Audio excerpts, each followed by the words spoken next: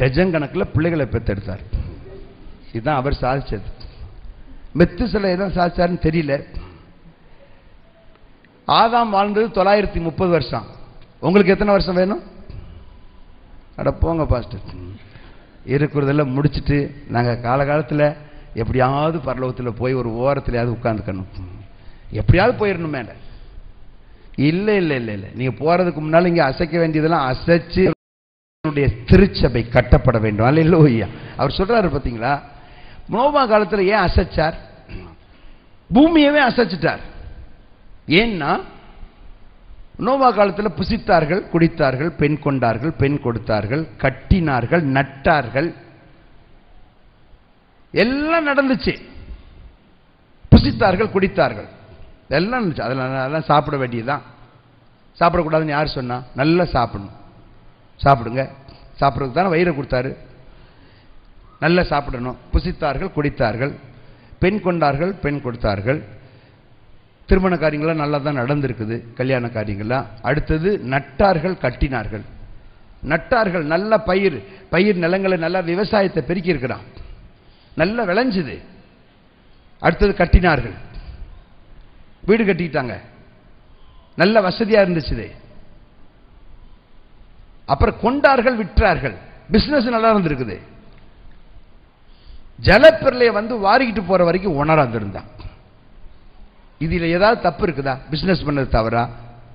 விவசாயம் பார்த்து நட்டார்கள், வீடு கட்டினார்கள், அது தவறா? இல்ல. தவறு எது? தவறு எது? தேவனை தேடல. அதுதான். தேவனுக்கு பிரியமாய் வாழல. புசித்தார்கள், குடித்தார்கள், தேவனை பிரியப்படுத்தல. நட்டார்கள், விற்றார்கள், தேவனை பிரியப்படுத்தல. பெண் கொண்டார்கள், பெண் கொடுத்தார்கள், தேவனை பிரியப்படுத்தல. கல்யாணம், குடும்பம், வீடு கட்டி வசதியா வாழ்றது, வீட்டில் உள்ள வசதிகள்லாம் சேர்த்து வச்சிருக்கிறது, நல்லா சாப்பிட்றது, தேவனை பிரியப்படுத்துறதுக்காகத்தான். எல்லாம் கைவர்த்தல் இல்லையா? சொல்லும். சும்மா சாப்பிட்டு உட்கார்ந்துட்டு தூங்கி எந்திரிச்சு மூளை முடுக்கலாம் டிவியை வச்சுக்கிட்டு உத்து ரிமோட் கண்ட்ரோலை வச்சு பார்த்துக்கிட்டு கர்த்தரை விட்டுட்டாங்கன்னா எதையெல்லாம் அசைக்கணுமோ எல்லாத்தையும் அசைச்சிருவார் கர்த்தர். கர்த்தர் ஸ்தோத்திரம்.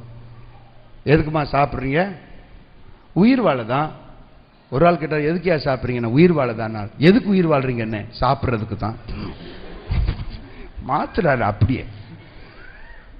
எனக்கு ஆச்சரியமா இருந்துச்சு. சாப்பிட்றதுக்கா? இல்லை சார், நல்லா சாப்பிட்டு நல்லா அனுபவிக்கணுங்கிறார். நம்ம அனுபவிக்கிறதுக்கு உலகத்தில் இல்லை, அனுபவிக்கிறதுக்கு உலகத்தில் இருக்கிறீங்க. ஆமா, அப்படிதான் பாஸ்டர் எங்களுக்கு சொன்னாங்க.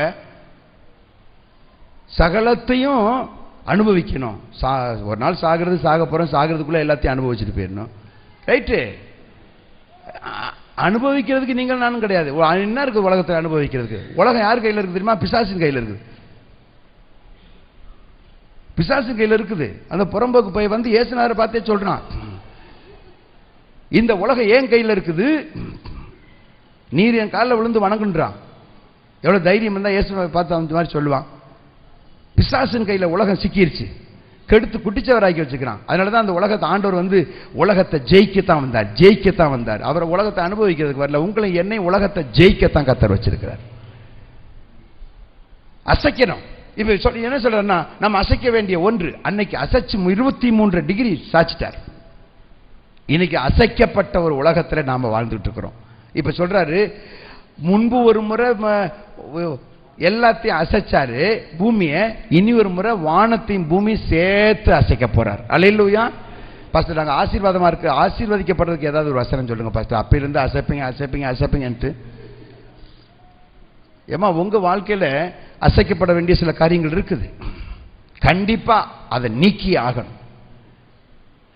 பாஸ்டர், இந்த ஒரு காரியம் மட்டும் நடந்துருச்சுன்னா நான் ரொம்ப ஸ்ட்ராங்கா இருப்பேன் பாஸ்டர். அதெல்லாம் சரிதான். அதுக்கு என்ன செய்யணும் தெரியுமா? கர்த்தரை எப்பொழுதும் எனக்கு முன்பாக வைத்திருக்கிறேன், நான் அசைக்கப்படுவது இல்லை. 27 சங்கீதம் வாசிங்க. இவன் அசைக்கிறதுக்கு 5 காரியம் வந்துச்சு. 27 சங்கீதம் 1 வசனம் வாசிங்க. சங்கீதம் 27:1. கர்த்தர் என் வெளிச்சமும் என் ரட்சிப்புமானவர், யாருக்கு பயப்படுவேன்? சரி. கர்த்தர் என் ஜீவனின் பலனானவர், யாருக்கு அஞ்சுவேன்? அடுத்த வசனம். என் சத்துருக்களும் என் பகைஞருமாகிய பொல்லாதவர்கள் என் மாம்சத்தை பட்சிக்க என்னை நெருக்குகையில் அவர்களே இடறி விழுந்தார்கள். இப்போ அடுத்த வசங்க. எனக்கு விரோதமாக ஒரு பாளையம் இறங்கினாலும் என் இருதயம் பயப்படாது, என்மேல் யுத்தம் எழும்பினாலும் இதிலே நான் நம்பிக்கையா இருப்பேன். வரிசையா என்னன்னு பாருங்க. 2ஆம் வசனத்திலிருந்து சத்துருக்கள், அடுத்தது பகைஞர். 27ஆம் சங்கீதம் 2ஆம் வசனத்துல சத்துருக்கள், என் பகைஞர், பொல்லாதவர்கள், என் மாம்சத்தை பட்சிக்கிறவர்கள், என்னை நெருக்குகிறவர்கள். 27ஆம் சங்கீதம் 3ஆம் வசனம், எனக்கு விரோதமா ஒரு படையே இறங்கி இருக்குது, பாளையம் இறங்கினாலும் என் இருதயம் பயப்படாது. அடுத்தது யுத்தம் என் மேல் எழும்பினாலும் இதிலே நான் நம்பிக்கையாக இருப்பேன். கர்த்தரிடத்தில் ஒன்றை நான் கேட்டேன்.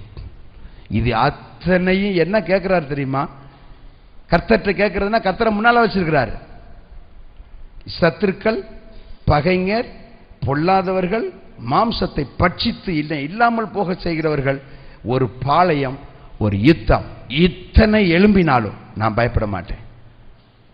காரணம், கர்த்தரை எனக்கு முன்பாக நான் வைத்திருக்கிறேன்.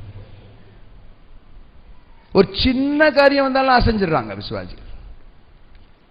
சிலர் பாருங்க, பலவீனப்பட்ட விசுவாசிகள், கொஞ்சம் வளராத விசுவாசிகள், குழந்தைகளாகவே இருக்கிறவர்கள், எத்தனை தடவை வசனத்தை கேட்டாலும் அவங்களுக்கு வெறும் பால் ஆகாரம் தான் கொடுத்துக்கிட்டே இருக்கணும். கொஞ்சம் பலமான ஆகாரம் கொடுத்தாச்சுன்னா இங்கேயே வாந்தி பண்ணிட்டு போயிடுவாங்க சர்ச்சிலே. அப்புறம் தொடப்பத்தை எடுத்துட்டு வந்து அதெல்லாம் போட்டு என்ன செய்யணும், அந்த வாசப்படியை தாண்டும் போதே சிலர் வாந்தி வரணும். சரி, பிள்ளை கொஞ்சம் நல்லா வளரட்டும், கொஞ்சம் பிரியாணி கொடுத்தோம்னா இங்கேயே சாப்பிட்டுட்டு கொஞ்சம் நேரத்தில் என்ன பண்ணிடுவாங்க, வாந்தி பண்ணிடுவாங்க. வாந்தி பண்ணிட்டு போகும்போது சொல்லுவாங்க, இப்படியெல்லாம் நடக்க முடியாது, ஒரு கன்னத்தில் அறிந்தால் மறு கன்னத்தை காட்டுன்றார். யார் காட்டுவா? நீ காட்டுவே மச்சான்? சொல்லுவார், நான் அப்பயே யோசித்தேன், அதுதான் நீ சொல்ற. கொஞ்சம் பலமா பேசிடக்கூடாது. எறும்பு கடிச்சாலும் அந்த சின்ன வேதனையை தாங்க முடியாது, வந்து சொல்லிட்டு இருப்பாங்க. இல்ல இல்ல இல்ல இல்ல, நீங்க சொல்றாரு பாத்தீங்களா, அத்தனை கூட்டங்கள் வந்தாலும் நான் அசைக்கப்படுவதில்லை. காரணம், கர்த்தரை எப்போது எனக்கு முன்பாக வைத்திருக்கிறேன். நீங்க அசைக்கப்படாதது ஒரு நிலைமை, எல்லாம் கவனிங்க. நாம அசைக்கப்படாம வாழ்றது இன்னொரு நிலைமை. இன்னொன்னு, அசைக்க வேண்டியதை அசைக்கிறது அடுத்த லெவல். 38 நாளா கோலியாத் வந்து நின்று எல்லாரையும் அசைக்கிட்டு இருக்கிறான்.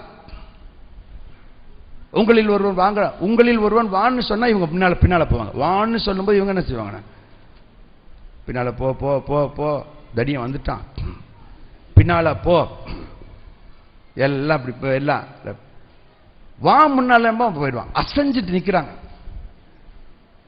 அவங்க தலைவர் ஒருத்தர் இருக்கிறாரு, சவுலு. அவர் ஏற்கனவே குளிர் ஜரத்தில் உள்ள கிடக்கிறாரு, ஒண்ணுமே நடக்கல.